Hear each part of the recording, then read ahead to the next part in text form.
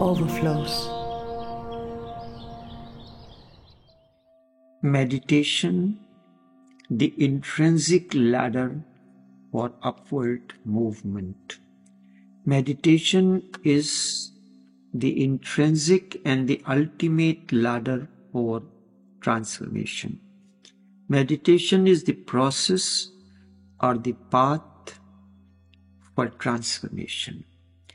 And as you start moving upward, the name of this ladder is meditation. What does it mean by ladder for transformation? A ladder is like a spiral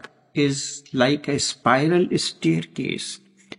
As you move this staircase, you start getting different perspectives of the same thing, but from a different height, altitude.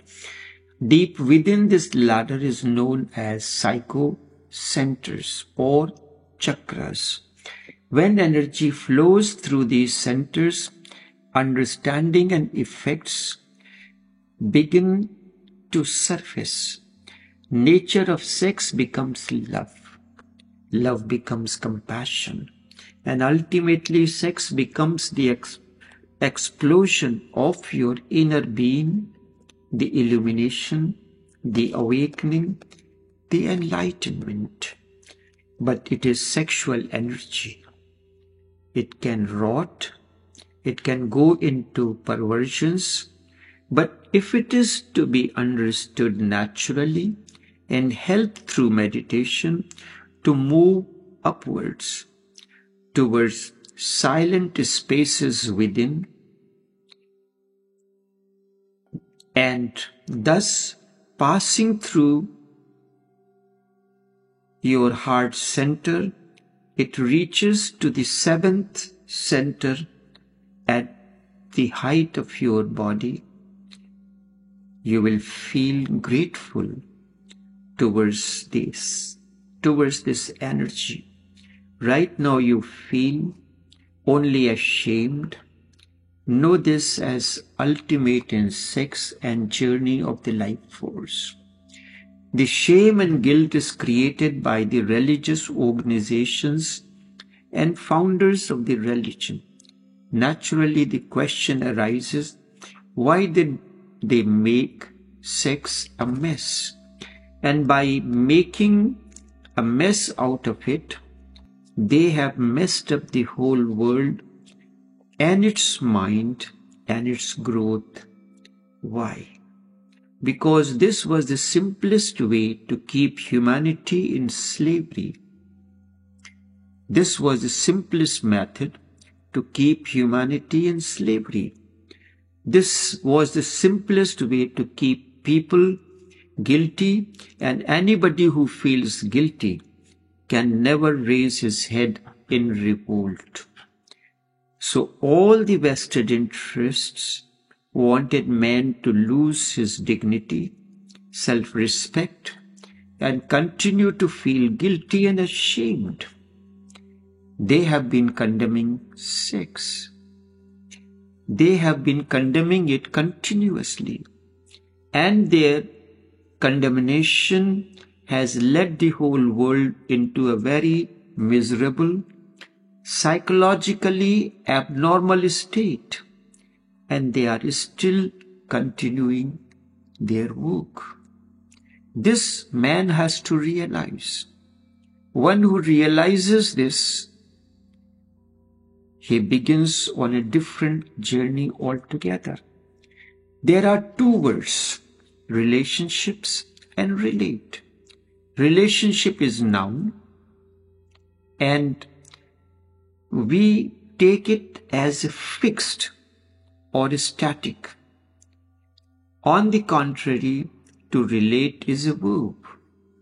Between two persons, the process that continues is never ending, is a continuous process. That's why we call it relate.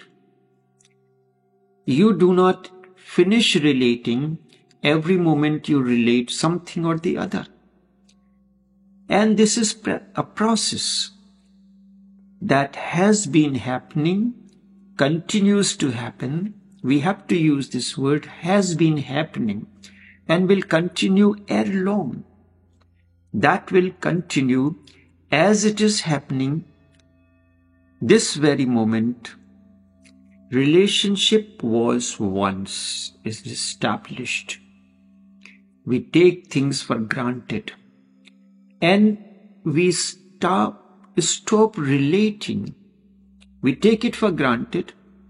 We do not find other new ways and means to relate. But now it is not.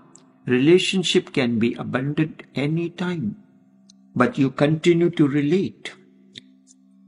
But the process of relating can never be abandoned.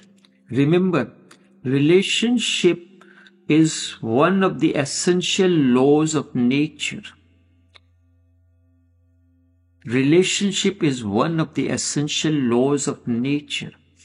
Relationship quite often becomes dependence. Then it becomes a problem. Anything that is dependence becomes a problem. Dependence is not the way of relationship really. Both consider themselves to be independent, but they are not. And independence is also not the way. And this is what we understand as a relationship. Relationship becomes difficult because it is based on dependence. In reality, interdependence is the essence. It means two persons are complete in themselves, both are dependent on one another, both are incomplete without each other. This way of relating is interdependence. Watch two birds fly.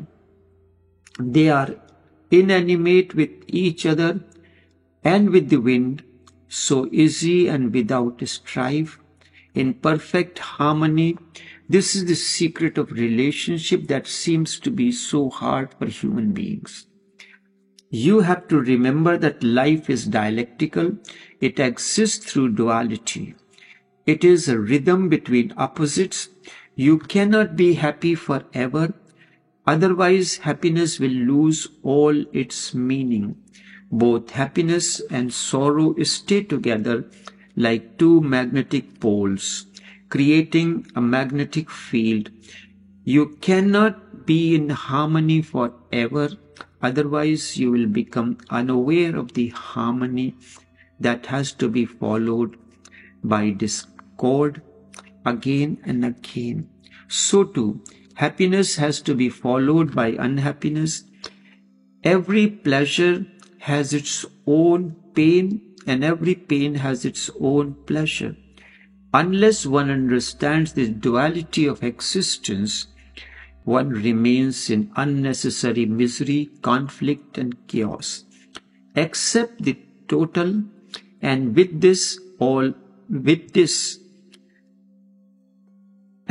all its agonies and all its ecstasies, never hanker for the impossible. Never desire that there should be only ecstasy and no agony.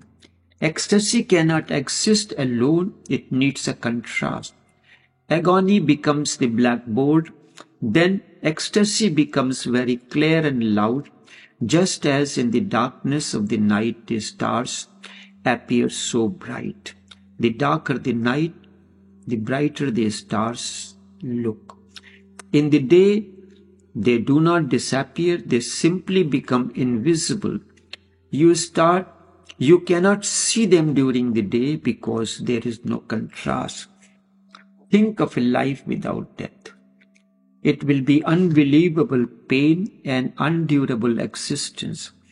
It will be impossible to live without death. Death defines life. Also, death gives life a kind of intensity. Life is constantly fleeting and each moment becomes precious. If life is eternal, then who cares? One can wait for tomorrow forever, then no one will live now and here. because tomorrow there is death. It forces you to live now and here. You have to plunge into the present moment. You have to go to its ultimate depth, because who knows, the next moment may come or may not come. Therefore, live this moment totally. Seeing this rhythm, one is at ease with both.